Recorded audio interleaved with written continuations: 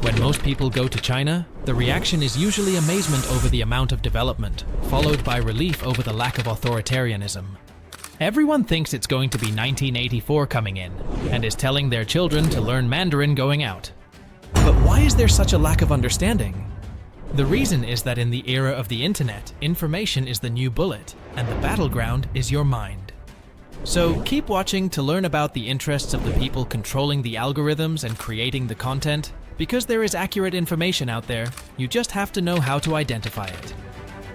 Why the West cannot understand China? As a Westerner who lived in China for over 5 years and studied Mandarin, I often found myself upset over the lack of understanding between the West and China and wishing we could close the gap. As I would work my way through cultural barriers, I would discover that China wasn't nearly as difficult to figure out as I had thought, and I would find myself frustrated at the degree to which others were both uninformed and misinformed about the country I was living in. I could understand why the average person from the West wasn't up to speed with most things China, because I had been one of them. But it blew my mind how even intellectuals, authors, journalists, and people of influence just seemed to be so off the mark with a country so pivotal to global affairs. When living in Beijing, I remember being informed of a government crackdown on a protest being held by university students. A friend with a VPN showed me the news article, and I saw a tough-looking police officer ordering a cute young girl holding a sign to move along. The article briefly mentioned the protest, then quickly transitioned to the general oppressiveness of the Chinese government, Xi's power grabs, and the censorship of the media. I mentioned this to another friend of mine, and he told me this was typical of the Western media and just laughed. So what actually happened? The protest had been held with the permission of the Chinese government over a general sense of dissatisfaction with the treatment of women in society. The students wanted to raise awareness for sexual violence and the pressure women face to get married at a young age, start a family, along with the lack of privacy regarding their personal lives during job interviews and so on. The picture had been taken at the right time from the right angle to intentionally mislead the reader, and the author had used it to push a narrative that would fit the reader's biases against China. This was not an isolated incident, of course. And it took several of these incidents, along with learning a few basic facts about China, for me to start viewing things differently. China sends more students abroad each year than any other country, and the government supports this, which seems to be a rather odd behavior for a dystopian regime hell-bent on suppressing the truth. China also has gone from being poorer than many democracies around the world to having a GDP per capita of nearly $14,000, which is 5 to 20 times higher than most non-Western democratic countries in Asia and Africa. India, Pakistan, Bangladesh, Nigeria, Ghana, for example, are just over $2,000, and many others are well under $1,000. So how come those countries don't get the amount of negative media attention China does? And why so much hate towards China? It slowly began to dawn on me that the West and China were not two disconnected islands trying to understand one another, so we could be friends, but geopolitical, ideological, and economic competitors, and therefore, the West was purposefully misrepresenting China to gain a strategic advantage. How narrative warfare works. Countries like Germany, the Philippines, and the Netherlands are often at an advantage to countries with native English-speaking populations because they have the ability to both broadcast and narrowcast messages. Oftentimes, when a Dutch person hears another Dutch person on the news speaking in English, they will know this message is broadcasting and meant for people who don't speak Dutch. When they speak Dutch on the news, the message is meant for Dutch people because not many others speak Dutch. This gives the country an advantage because the broadcasting can be used to spread propaganda and to posture, and the narrowcasting can be used for informing the public. A similar dynamic exists within companies, families, and individuals. Companies have a PR department and a marketing team to communicate with the public, and internal meetings for private conversation. Most families don't go around telling what goes on inside their house, and few individuals share their darkest secrets with even their closest family members or therapists, let alone strangers. The problem countries like the United States face is that it's impossible to tell each other anything without outsiders being aware of it. Just listen to this clip of Donald Trump struggling with this problem while talking about his plan to defeat ISIS. But you have your own plan. I have a plan, but I don't want to, look, I have a very substantial chance of winning. Make America great again. We're going to make America great again. I have a substantial chance of winning. If I win, I don't want to broadcast to the enemy exactly what my plan is. So does he have a plan? And isn't telling for the same reason a sports team isn't going to tell the public about their game plan the day before? Or does he not have a plan and is just saying he does and acting like he doesn't want to give it away so he can win the election? Another good explanation is made in this clip from the Indian American Balaji Srinivasan while speaking on India's most popular podcast show, as he explains how when American Democrats criticized the country and the system during Donald Trump's presidency and called him an authoritarian, it came back to hurt them when they were supporting Ukraine in a fight for democracy against authoritarianism. In 2020, Democrats were running against Republicans, so it was to their interest when they're fighting Republicans to say America's systemically racist. Oh my God, we're so bad. And then, they won that battle. Then when they're fighting Russians, now they're the champion of democracy. Okay. And so what's happened is because of the internet, the domestic propaganda and the foreign propaganda can be seen by the same person and the context collapses. When the population speaks English and it's a country that attracts a lot of attention like the United States, an honest message regarding China cannot be narrowcasted since people who aren't American would also hear it. And so, the people get only the propaganda because the propaganda is needed to misinform others to advance our interests, and we can't misinform others unless we misinform ourselves. In essence, we ignore the good, focus on and exaggerate, or even make up the bad. And when populations around the West are delusional, they supply and demand bad information by simply telling and asking for the truth. And this information is then broadcasted to others around the world, thus advancing the West's strategic interests. So what happens if we understand China? Understanding China would likewise put us at a disadvantage in the propaganda war, because accurate information would make people trust China much more. And so when people go shopping for a new phone, they might buy a Huawei and start using Alibaba and Tencent, instead of buying an iPhone and using Amazon, Facebook, and Netflix, because they are now much less afraid of the Chinese government. So being uninformed and misinformed about China might be bad for an individual, but it can have an advantage for the collective. Collective intelligence versus individual intelligence. A good way of understanding the difference between individual and collective intelligence is through languages. It is good for a Chinese person to learn English or a Western person to learn Mandarin. But if every Chinese person could speak English, few would learn Mandarin. And if every Western person could speak Mandarin, then the world language would likely change from English to Mandarin. This would give the Chinese media, film industry, businesses, academia, publishing industry, etc. a major advantage over their Western counterparts in terms of getting their message out and attracting top talent. So ignorance in this case harms the individual, but helps the collective. Likewise, false and biased views about China are oftentimes to the advantage of the cultures of the people holding them, and so it's hard to get large groups of people to know the truth, if the truth will hurt their economic and cultural status. But there is a much bigger reason why the West cannot understand China, and it has to do with the man whose face is on every piece of Chinese currency. Was that man China's Winston Churchill? Or was he China's Joseph Stalin? Or was Winston Churchill the rest of the world's Joseph Stalin? And if that were the case, would that make him good or bad? And if Mao Zedong was China's Winston Churchill, then that means he's good, right? If you are familiar with Russian, Chinese, British, and American culture, you will understand, because hearing the Russian and Chinese perspective for Westerners can feel like meeting people who think that Lord Voldemort was the hero in the Harry Potter series.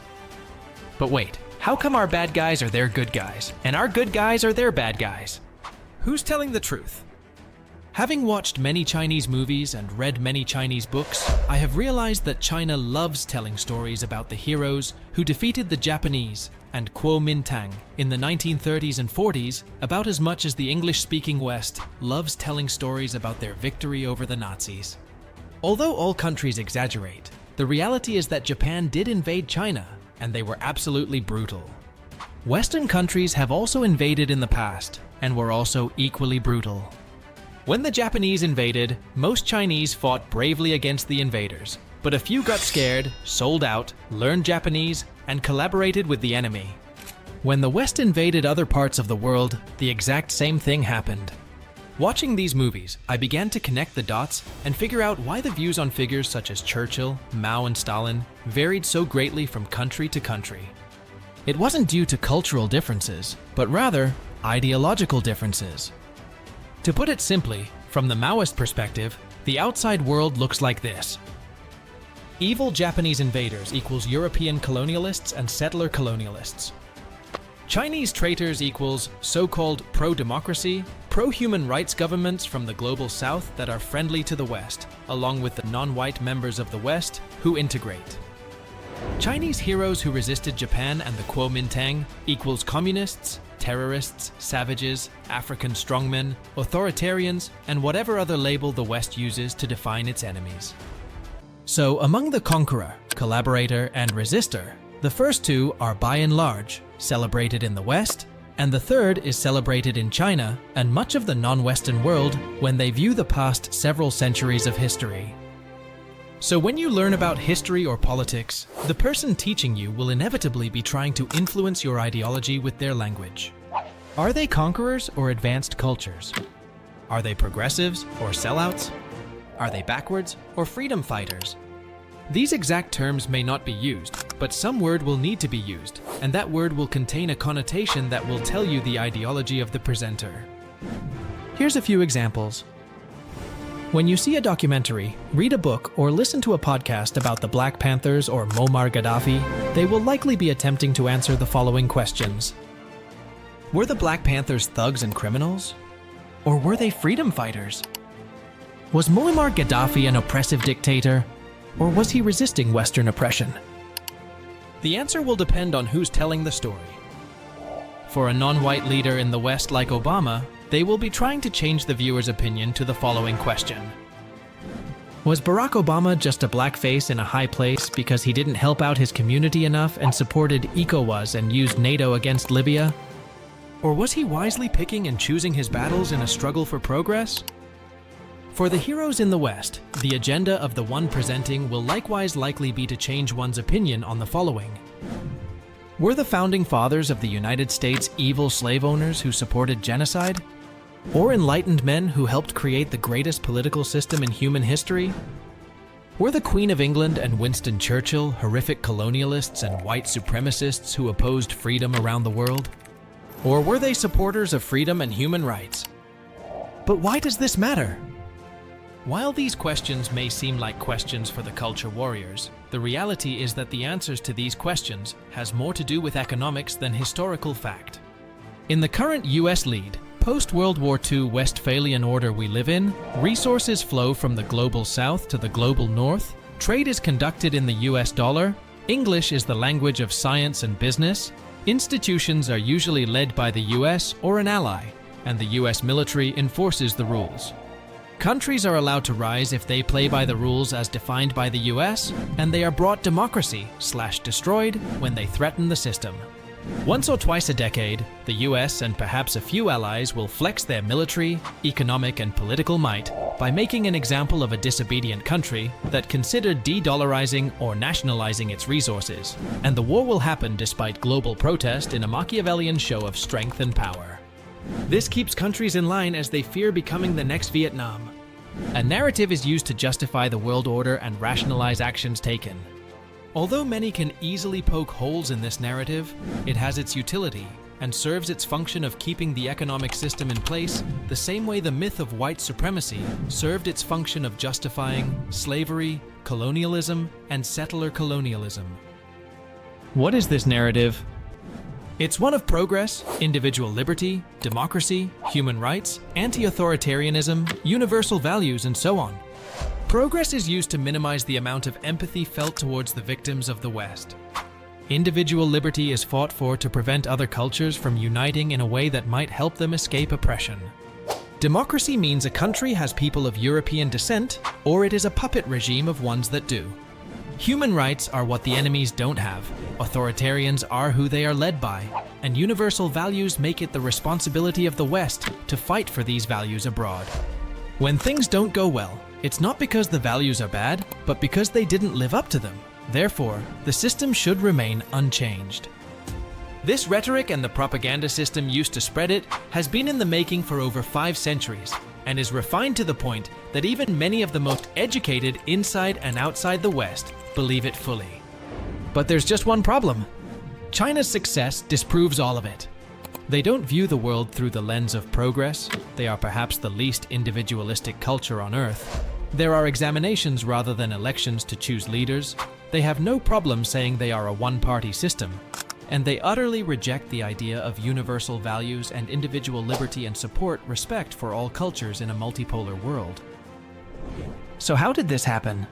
How was such a massive ideological competitor allowed to rise without being brought democracy and destroyed? In order to defeat the Soviet Union, the US worked with China to divide the two giants. After the fall of the Soviet Union, many in the West foolishly proclaimed history to be over, and in an attempt to cut costs, continued to outsource nearly their entire manufacturing sector to China, not knowing how fast China would develop. Because of the fall of communism, there was no opposing force to counter Western propaganda in a meaningful way.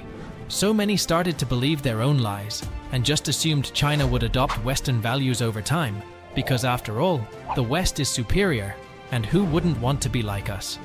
All societies go from collectivist and backwards, where they are led by authoritarians, to democratic ones that embrace individual liberty, or at least that's how the narrative went. As China developed, textile suppliers became major fashion brands, tech suppliers became tech giants, and auto parts suppliers transformed into companies that now rival Tesla. China has climbed the manufacturing ladder, and currently has the world's largest economy in terms of purchasing power. With the second largest military in the world and a strong alliance with number 3, China is now in the passing lane with no intention of adopting Western values, and Western elites can't do anything but sign their kids up for Mandarin classes. What will this transition look like? Unlike when the United States passed up Europe as a result of the Second World War, the torch is now being passed not from one group of European imperialists to another, but to a group of non-Europeans whose most celebrated hero was basically the Michael Jordan of anti-imperialism, and whose current leader openly advocates for an end to the Westphalian order. This new economic order will require a new narrative to justify itself, just like the old economic order did. So what would the narrative of a new world order look like? In Barack Obama's book, A Letter to My Daughters, he praised the Native American Sitting Bull and referred to him as a role model for his children. This predictably resulted in right-wing backlash from Fox News, and they claimed it proved Obama hated America because Sitting Bull had killed US generals. This attack against the former president was made for the same reason the West constantly attacks China. By praising Sitting Bull, Obama had given legitimacy to their perspective, which had transformed Sitting Bull from a savage to a freedom fighter, and likewise, the American generals he killed, from civilized patriots taming the wild to conquerors and oppressors committing genocide. This was an unforgivable act, because attention and recognition from the powerful serves as oxygen to any struggle taking place, and so Obama had to be reprimanded for not doing his job as gaslighter in chief. Ideologically aligned with the Lakota leader is that same man whose image is on every piece of Chinese currency, Mao Zedong. While a misrepresented version of Martin Luther King is taught to all American children in their history classes, the Black Panther Party, whose members used to read and hand out Mao's Little Red Book on college campuses, is usually neglected. But these weren't the only ideological allies of Mao. African freedom fighters like Patrice Lumumba, who was assassinated by the US and Belgium, the Momu Kenya, whose testicles were cut off by the British for rebelling, the leader of Burkina Faso, Thomas Sankara, who was taken out by France, and Fidel Castro, who survived over 200 assassination attempts by the CIA, were also ideological pals of the former Chinese chairman. The reality is that many of the world's heroes were at the time hated by the West and vice versa. So to put it plainly, here's what happens if China takes the lead. Basically, take the Western narrative and turn it upside down. All the Harry Potters become Draco Malfoys, the Gorbachevs become Putins, the Allies from the Second World War become the Nazis because of their treatment of their colonial subjects, and all the Martins of the world take a back seat to the Malcolms as the Sitting Bulls have their statues stood up in place of the statues celebrating the generals who took them down. If the world's most powerful country goes from one with white supremacist and slave-owning settler colonialists on the currency, where high schools are named after defeated indigenous tribes, to one where the people make pilgrimages to see the dead body of their former chairman and disciple of Marx in Beijing, then up will become down, left will become right, good will become bad, and Western statues will go the way of the Indian. The formerly civilized will become the savages, and the former savages will become freedom fighters. Allies of the West will become unfree neo-colonies, and the rogue states will become ambassadors of human rights. So why won't the West understand China? If the West understands China, the West will understand itself, and that cannot happen because this understanding would be broadcasted to the rest of the world and delegitimize the current economic order. Understanding China will mean respecting them.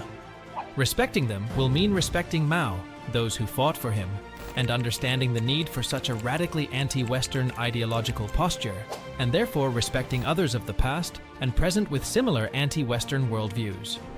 This respect and understanding would be incompatible with the current economic order, as the current system allows for unemployed Europeans to collect more than double in a month than many from their former colonies make in a year. Reparations movements would also gain steam, and a total loss of prestige would occur. When apparel factories in China make a piece of clothing, the French logo will often cause the price of the product to increase 20-fold because of the association much of the world has of French culture, and therefore French brands, with high class. But what if France is looked at from a West African perspective? What will this mean for those brands? And the same can be said about elite Western universities, entertainment, media, and most importantly, the US dollar. The ability to print money gives the US a tremendous advantage, and all the symbols just mentioned have their power because of their prestige, which comes from control over global public opinion, and all this privilege is threatened by the new pair of ideological goggles China's rise is giving the world. So what are the potential outcomes? There are three I can think of. China wins and the West collapses. China is destroyed and the West tells the world it was because the government was evil and authoritarian and collapsed under its own weight. Or China and the West battle for a period and both make compromises, and the West grudgingly gives China a throne at the table in exchange for China changing its identity from one of resistance and anti-imperialism to a resurging empire. Japan's rise in the 19th century disproved the white supremacy narrative which the world economic order rested upon. Many around the world cheered for Japan in hopes they would lead a rebellion against white supremacy. But to their disappointment, Japan made compromises and declared themselves to be the Aryans of the East, and were given a seat at the table in return for this gesture, and then went on to act like the Aryans of the West to the detriment of much of East Asia. China's rise disproves the idea the current economic world order rests upon, which is that Western-style liberal democracy is the only legitimate form of government. China will therefore have the choice of leading a full-on charge against Western imperialism, or making token gestures towards the appearance of liberal democracy, the same way Japan claimed to be Aryans in exchange for a large seat at the table. The negotiating process will result in the biggest propaganda war in human history, and the content created, whether book, movie, documentary, podcast, article, or even YouTube video, will tell you far more about the economic and cultural interest of the creator, or people the creator is working for, than it will tell you about the subject itself.